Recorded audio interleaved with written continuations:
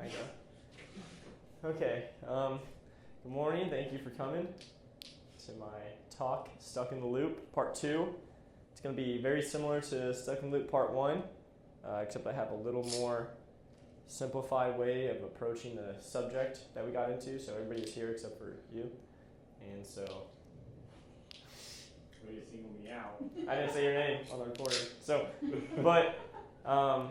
So today the thing that I'm hoping to accomplish today versus last week is to be more simple, to have brevity, or to speak with better brevity. So brevity is concise, understandable, and simple. And so Shakespeare is quoted as saying, brevity is the soul of wit. And so like there's people that say if you can't explain something that you're passionate about in 2 sentences, or if you believe that you know something and you're an authority on it and you can't explain it in like 2 sentences, then you're probably not as developed in your understanding of it as you think you are. So if you can't be concise and you can't communicate openly with somebody about some topic and express what you're trying to say in a short manner, then you probably need to go back and try to figure out what you're trying to say. Because communication is what we're here to do. We're here to share our gifts. We're here to climb the mountain and ascend up and then share. But what happens if you share by just blabbering, or if you can't actually get your point across? There's not really a utility there, because it's nice for yourself to attain some sort of knowledge, attain some sort of enlightenment, but then the best thing we want to do is mimic the providing essence of the universe and to nourish those around us. And so that nourishment, it has to come from the mind, because we're trying to nourish the mind of everybody else.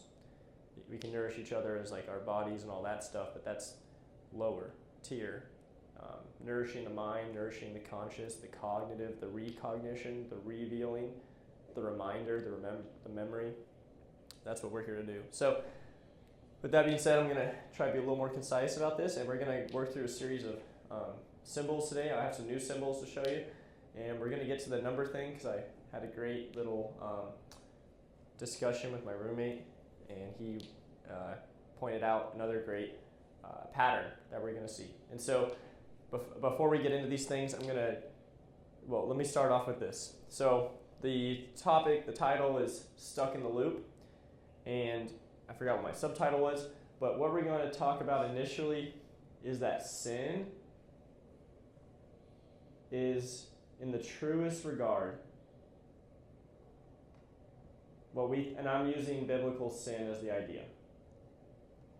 Sin, like a vice, like the thing that we fight against.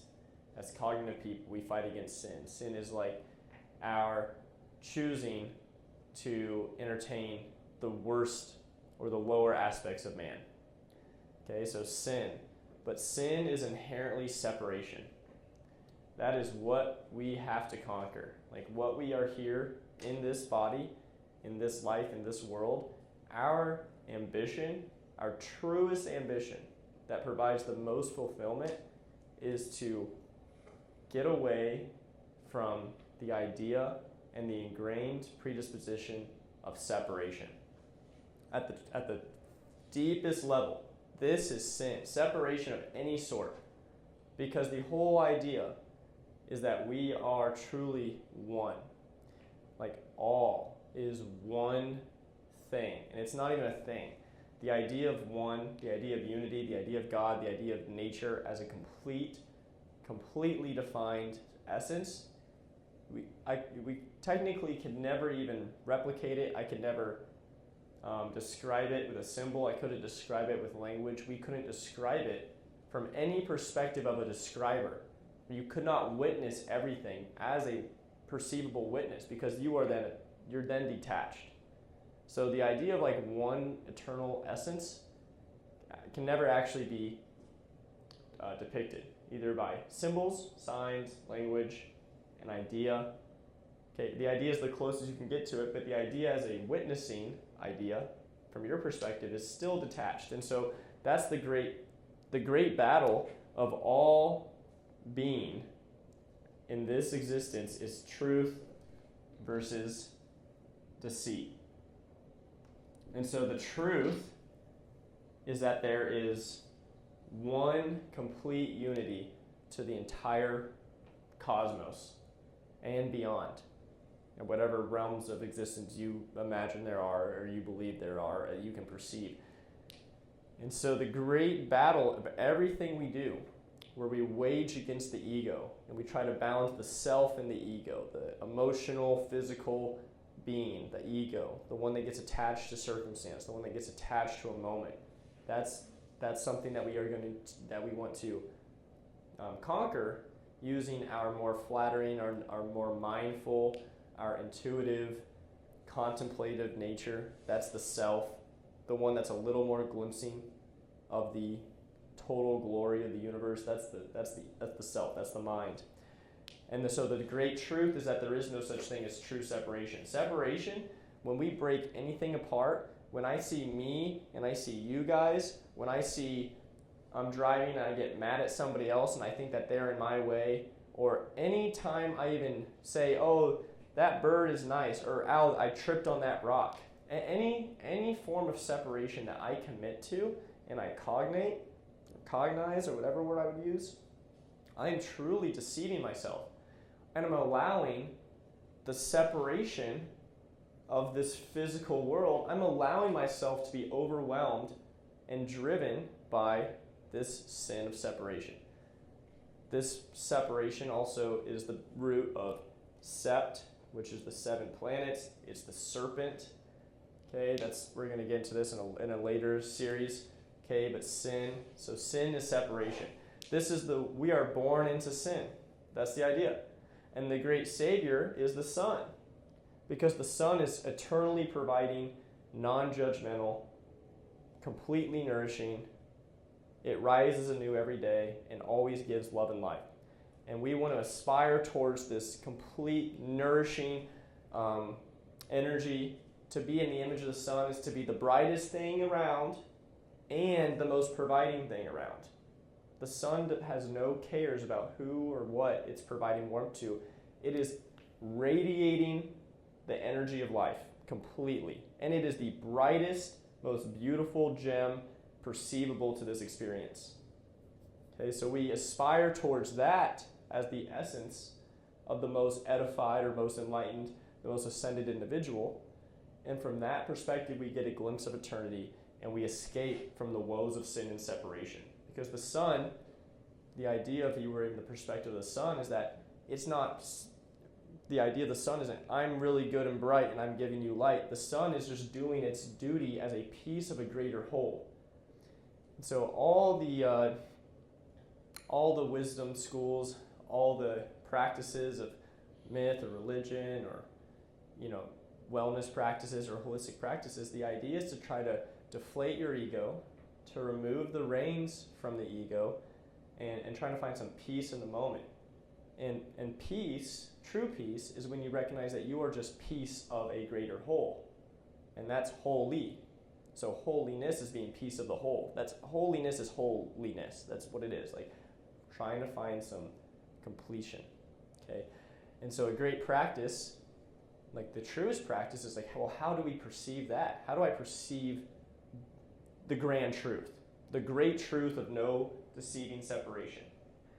And we can practice that with relieving our minds of attachment through things like meditation, or we can also turn the other cheek and be mindful that there's no true adversary. It's just a land of opportunity in every moment that we have. So we can try to find ourselves. My favorite practice in this is looking at anything, any idea, any person, any object, any weather pattern, anything, a star, anything at all, and saying, what do I see in this that's myself? Because truly this candle here, like this is me, this is you. The great truth is that we are everything and everything is us. We are just pieces of some greater piece. And the more you just are mindful of the approach, and you can look for, at one level, maybe comparable traits to a candle. Like, oh, if I light this thing and it gets hot, it starts shedding away the layers that can't remain. Okay? So everybody's sort of like trial by combat, trial by fire. That's where you shed away the pieces that can't remain. Who wins in a trial by combat? You know, there's only one winner, and it's the person that had the tools to survive, you know, and was chance and had the grace of God or whatever to remain. Because the universe is shedding away the pieces of the physical environment that aren't meant to remain in that moment. And that's a pressing idea to the ego, but that's the truth. So, any questions on that idea? So when you trip over a rock, what do you say? You don't identify the rock? It's not about not identifying. No, it's not about not identifying it, but you can identify it because we are physical. We're here to learn these lessons.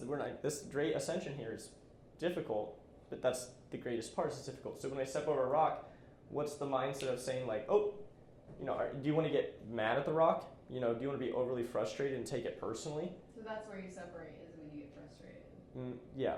I mean, technically you're separating. Technically. Yeah. Technically you're separating. The rock didn't trip you. You kicked the rock. I mean, technically the greatest perspective is that it's just how things are. Yeah. Okay. As soon as you say, "Oh, I tripped on the rock," I mean, anytime that you acknowledge that there's something different than you, we are living in the land of sin. Like you are living in the land of separation. Truly, that is any cognitive from the lowest level. I mean, this is the highest ideal, and it's also the most simple. Yeah. And it's that when we see each other as different at any regard, when we see the world as different than us in any way, we are literally not catching the greatest possible sight. And that's fine. We're not all supposed to just be zoned out completely and just, you know, being the eternal essence of the universe. But what we can do is practice not getting attached and taking things personally as being adversaries to ourselves. And so what we can do functionally to create a more fulfilling, more flourishing experience for ourselves and everybody is to just have some grace and recognize that what we once would see as obstacles are not problems. They are chances, because necessity drives the action. So like tripping over the rock was just meant to be. Like everything's meant to be. Yeah, so Yeah. that's when it's a problem if you decide it's not meant to be or you get mad about something. Yeah, like what if I trip over the rock and, oh, my day's ruined, it sucks, the world's out to get me, and then I go to the next person I meet and I'm in a bad attitude and I cast some of that judgment on them and I frustrate them and I project my own anger to them. Like now I'm running around as like a snowball of frustration, passing that onward. Well, what's the way to the Father, the way to the highest perspective? The way to the eternal glory is through the sun. And what does the sun do? Does the sun get mad at us and strike us down and smite us because a cloudy day occurs and it keeps him from casting his rays down? No, there's never judgment from the sun. The sun is eternally providing its love and nourishment. It does not let a cloudy day stop it from doing what it's meant to do on the highest level. So yeah, that's on us. So somebody cuts me off in traffic, I can go, oh, that guy sucks, and like people are dumb, and people are immature, and what a dangerous wreck, and sounds like you do that. Yeah, and so you overcome it. Yeah, and so the whole point of life is to overcome those. So if you don't have a predisposition, if you don't have any problems to work on, then what are you doing here? Yeah. How do you dictate like action? And like when to like change things? Because like let's say someone pointed a gun at you, and you're like, this is how it's supposed to be. How do you decide to like get out of that situation versus change that situation? I'm not saying you can't change things. No, You're gifted with will and agency. In this mindset, how do you like navigate? That's a good decision, and then that maybe is a decision where I created more separation. I mean, this isn't necessarily like a dogma that puts itself into like what decision you make. Your decision is your own will and agency. And the truth is that whatever you choose to do was meant to happen. And you have to take the consequences and not be a victim to them. Yeah, you don't just Has stand nothing- there yeah. and somebody's pointing a gun at you. Yeah, you don't just stand there and take the bullet. Yeah, That has nothing, this but is I was way just beyond wondering- that. I was just wondering, how do you then like, I don't know, obviously talking in simple terms, how do you guide the right decision? You would use your heart and your mind and not let your emotions rule you. You don't let your emotions or your physical satiations rule you. You let the higher aspects of your heart and your mind rule you. So what does your heart and mind tell you? Does your heart and mind, when you have a gun pointed at you, tell you to take the bullet? Probably. I hope not. Yeah, but if it does, it's going to happen. Like if your mind and heart tell you to do something different, then you have to learn to trust yourself. Like faith implies action. So do you have faith that you have a purpose? Do you feel driven to do something? If you feel the drive, that's your chance to act. Necessity drives the righteous action. That's why there's change. That's why there's stimulation. That's why there's what we see as problem, what we see as opportunity, because it drives action. If there was no action, if there was no stimuli, then there'd be no action. And this would be a complete circle, and there'd be no point to have physical experience. So, this has nothing to do with what action you should choose. This is the idea is like whatever action you do choose is the right one, and you can't make we should choose not to be a victim to our own action, or be a victim to our own destiny, or be a victim to chance. Because what happens when you say, I'm a victim? You've separated yourself, right? You've separated yourself from the function of the world. You've separated yourself from as being like, the world's over here and I'm just getting hit down by the world. I'm getting smacked down by the world. No, that's not how it works, truly. You are just part of the world, okay? So it's just taking accountability, taking responsibility by recognizing that your role matters, okay? So that leads me to my next little point. As we get closer to my quick discussion on this sweet little geometry and number approach, is I'll repeat this for everybody. Okay, there's two essences, okay, to the world. Okay, there's the maternal, and there's the paternal. I'm going to write it, I'm going to spell it weird on purpose here. Okay, maternal and paternal. Okay, maternal is mother. Okay, paternal is man. Okay, this is why it's why the material world is made of matter. Okay, and all these words and connections I make are legitimate. These are like ancient ideas that we still have because they matter. Maternal is matter. This is matter. The mother provides the physical body. The mother provides the physical chance. Okay? Opportunity. The mother births the child. The next lineage of action. Okay? Over here, paternal is, I wrote it like that on purpose. I spelt it, is pattern. Okay? Pattern. So pattern is the idea. Okay? The first thought. Okay? When God created the world in the testimony. Okay? First was the thought, then was the word. Okay? Pattern. So we live in a situation and we perceive a situation of matter and patterns. Okay? So we have all this abundancy around us and we find ourselves getting separated and being deceived into thinking that matter is just these discrete pieces. When the truth is that everything is of a single pattern. There is a pattern to everything. There is a grand, consistent idea that encapsulates everything in experience. And those patterns only reveal themselves, actually only reveals itself if you choose to look for it.